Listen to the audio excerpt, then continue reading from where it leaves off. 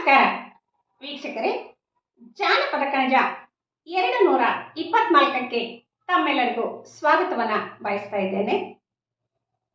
ಸ್ವಾತಿಯ ಮಳೆಯಾಗಿ ಭೂತಾಳ ಹಸಿಯಾಗಿ, ಸ್ವಾತಿಯ ಮಳೆಯಾಗಿ ಭೂತಾಳ ಹಸಿಯಾಗಿ, ಉತ್ತುತ್ತಿ ಪಾಲ ಘನವಾಗಿ, ಉತ್ತುತ್ತಿ ಪಾಲ ಘನವಾಗಿ ಕಣದಾಗ ಉತ್ರಾಣಿ ಸೆಳ್ಳು ಮೇಲಾಗಿ, ಉತ್ತುತ್ತಿ ಪಾಲ ಘನವಾಗಿ ಕಣದಾಗ ಉತ್ರಾಣಿ ಸೆಳ್ಳು ಮೇಲಾಗಿ, ಆರಿದ್ರ ಮಳೆಗೆರೆದು ಬೀರ ಬೀಜವ ಬಿತ್ತಿ, ಆರಿದ್ರ ಮಳೆಗೆರೆದು ಬೀರ ಬೀಜವ ಬಿತ್ತಿ, ಅರೆಮಾಸಕ್ಕೊಮ್ಮೆ ಮಳೆ ಸುರಿದು, ಅರೆಮಾಸಕ್ಕೊಮ್ಮೆ ಮಳೆ ಸುರಿದು ಬೆಳವಲಕ್ಕ ಗಿರಿಗೆಂತ ರಾಶಿ ಮನೆಯಾಗ, ಅರೆಮಾಸಕ್ಕೊಮ್ಮೆ ಮಳೆ ಸುರಿದು ಬೆಳವಲಕ್ಕ ಗಿರಿಯೆತ್ತ ರಾಶಿ ಮನೆಯಾಗ.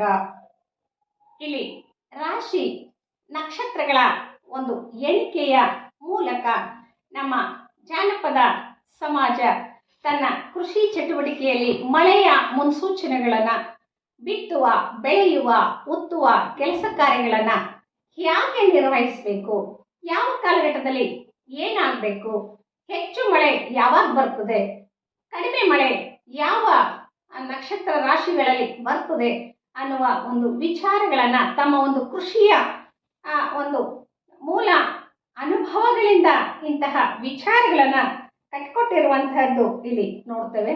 ಇಡೀ ಕೃಷಿಕರ ಬೇಸಾಯ ಕ್ರಮ ಎಲ್ಲವೂ ಸಹ ಎಲ್ಲೋ ಒಂದು ಕಡೆಗೆ ಈ ನಕ್ಷತ್ರಗಳ ಒಂದು ವ್ಯವಸ್ಥೆಯ ಒಳಗೆ ಇರುವಂತಹದ್ದನ್ನ ನೋಡ್ತೇವೆ.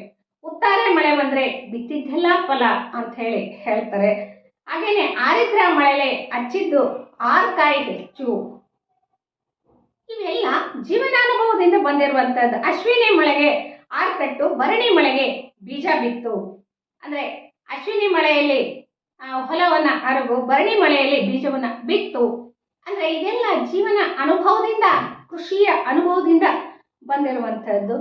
ಸೂರ್ಯ, ಚಂದ್ರ, ನಕ್ಷತ್ರಗಳನ್ನ ದೈವಿ ಸ್ವರೂಪಕ್ಕೆ ಏರಿಸಿ ಅವುಗಳನ್ನ ಒಂದು ಪೂಜನೀಯ ಸ್ಥಾನದಲ್ಲಿ ಇಟ್ಟು ಅವುಗಳ ಚಲನೆಗಳನ್ನ, ಆ ಚಲನೆಯ ಗತಿಗಳನ್ನ ಗುರುತಿಸಿಕೊಂಡು ಅದರ ಜೊತೆಗೇನೆ ಯಾವ ಕಾಲದಲ್ಲಿ ಏನಾಗ್ತದೆ ಅನ್ನುವ ಒಂದು ಒಳಗುಟ್ಟನ್ನ, ವೈಜ್ಞಾನಿಕ ಸತ್ಯವನ್ನ ನಮ್ಮ ಜನಪದ ಸಮಾಜ ಯಾವತ್ತೂ ಕಂಡುಕೊಂಡಿತ್ತು ಅನ್ನೋದಕ್ಕೆ ಇಂತಹ ತ್ರಿಪದಿಗಳು, ಇಂತಹ ನುಡಿಮುತ್ತುಗಳು ಇವತ್ತಿಗೂ ಸಹ ಸಾಕ್ಷಿಯನ್ನ ನಮಗೆ ಒದಗಿಸ್ತವೆ ಕೂಡ. ಹಾಗೇನೆ ಪ್ರಕೃತಿ ಅಂತಕ್ಕಂಥದ್ದು ಮಾನವನಿಗೆ ಒಂದು ಎಲ್ಲೋ ಒಂದ್ ಕಡೆ ಒಂದು ನಿಕಟ ಸಂಬಂಧವನ್ನ ಹೊಂದಿರುವಂತಹದ್ದು.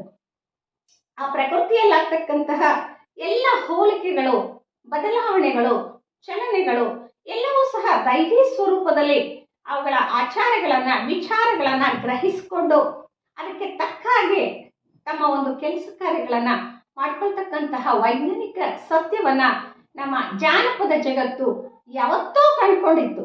ಆದರೆ ಇವತ್ತು ಇಂದಿನ ನಮ್ಮ ಆಧುನಿಕರ ಒಂದು ಭೌತಿಕ ಬುದ್ಧಿಮತ್ತೆಯಿಂದ, ಹೊಸ ಆವಿಷ್ಕಾರಗಳಿಂದ ಇವತ್ತು ಇಂತಹ ವಿಚಾರಗಳು ಬೆಳಕಿಗೆ ಬಂದಿರಬಹುದು.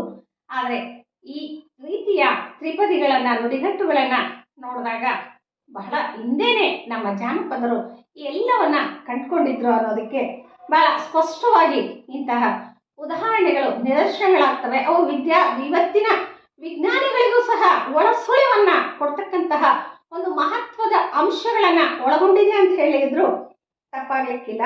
ಇಷ್ಟೊಂದು ಜತನವಾಗಿ ಪರಿಸರವನ್ನ ಅನುಲಕ್ಷಿಸಿ, ಅಭ್ಯಾಸಿಸಿ, ಒಂದು ಆಚರಣೆಗಳ ಮೂಲಕ, ಸಂಪ್ರದಾಯಗಳ ಮೂಲಕ ಕೃಷಿ ಬದುಕನ್ನ ಕಟ್ಕೊಂಡು ಬಂದಂತಹ ನಮ್ಮ ಜನಪದ ಸಮಾಜ ಪ್ರಕೃತಿಯನ್ನ ಬಹಳ ಜತನವಾಗಿ ಕಾಪಾಡ್ಕೊಂಡು ಬಂದಿತ್ತು. ಇವತ್ತು ಬುದ್ಧಿಮತ್ತೆ ಹೆಚ್ಚಾಗಿ, ವಿಜ್ಞಾನಿಕ ಆವಿಷ್ಕಾರಗಳು ಹೆಚ್ಚಾದಂತೆಲ್ಲ ಓಜೋನ್ ಪದರ ನಾಶ ಆಗ್ತಾ ಇದೆ. ಮಾರಕ ಕಿರಣಗಳು ನಮ್ಮ ಮೈ ಮೇಲೆ ಬಿದ್ದು ಚರ್ಮ ವ್ಯಾಧಿಗಳಿಗೆ ತುತ್ತಾಗ್ತಕ್ಕಂತಹ ಪ್ರಸಂಗಗಳು ಇವತ್ತು ಅತಿಯಾಗ್ತಾ ಇದೆ.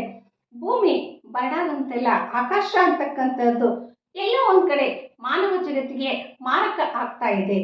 ನೀಲಾತೀತ ಕಿರಣಗಳು ಮನುಷ್ಯನ ಒಂದು ದೇಹ ಸ್ಥಿತಿಯನ್ನ ಹಾಳು ಮಾಡ್ತಾ ಇದ್ದಾವೆ. ಇಂತಹ ಸಂದಿಗ್ಧ ಪರಿಸ್ಥಿತಿಯಲ್ಲಿ ನಮ್ಮ ಜಾನಪದರ ಮೂಲ ಆಶಯಗಳು ಏನಿದ್ವು, ಅವರ ಒಂದು ತಾರಾಲೋಕದ ಒಂದು ಪರಿಕಲ್ಪನೆಗಳು ಏನಿದ್ವು ಅವೆಲ್ಲವೂ ಸಹ ಯಾವತ್ತಿಗೂ ಪ್ರಕೃತಿಯನ್ನ ಹಾಳು ಮಾಡಿಲ್ಲ. ಆದರೆ ಇವತ್ತು ನಮ್ಮ ವೈಜ್ಞಾನಿಕ ಬುದ್ಧಿಮತ್ತೆಗಳು ಮಾನವನ ಒಂದು ನಾಗಾಲೋಟದ ಆವಿಷ್ಕಾರಗಳು ಪ್ರಕೃತಿಯ ಒಂದು ಓಝೋನ್ ಪದರವನ್ನ ಹಾಳು ಮಾಡ್ತಾ ಇದೆ.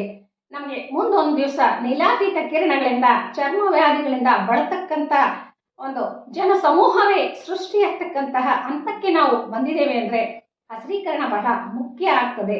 ಹಸಿರಿದ್ರೆ ಉಸಿರು, ಉಸಿರಿದ್ರೆ ನಾಡು, ನಾಡಿದ್ರೆ ಜಗತ್ತು. ಹಾಗಾಗಿ ನಮ್ಮ ಕೃಷಿಕರ ಮೂಲ ಆಶಯಗಳನ್ನ ಇವತ್ತು ವೈಜ್ಞಾನಿಕ ಸತ್ಯಾಸತ್ಯತೆಯನ್ನ ನಾವು ಒಂದಷ್ಟು ಅಧ್ಯಯನಗಳಲ್ಲಿ ತೊಡಗಿಸಿಕೊಂಡು ಅಲ್ಲಿರುವ ಮೌಲ್ಯಗಳನ್ನು ಸಹ ವೈಜ್ಞಾನಿಕ ವಿಶ್ಲೇಷಣೆಗೆ ಒಳಪಡಿಸಿ ಅಲ್ಲಿರುವ ಮೌಲ್ಯಗಳನ್ನ ಸರಾಸರಿಯಾಗಿ ಮೌಢ್ಯ ಅಂತ ನಾವು ತಳ್ಳಿ ಹಾಕ್ದೇನೆ ಅದರ ಉಪಯೋಗವನ್ನ ಪಡ್ಕೊಳ್ಳಿಕ್ಕೆ ಎಲ್ಲರೂ ಸಹ ನಾವು ಮುಂಚೂಣಿಯಲ್ಲಿ ನಿಲ್ಬೇಕು ಅಂತೇಳಿ ನಾನು ಆಧುನಿಕ ಯುವ ಪೀಳಿಗೆಗೆ ಮತ್ತೊಮ್ಮೆ ಬೇಡ್ಕೊಳ್ತಾ ಧನ್ಯವಾದಗಳು.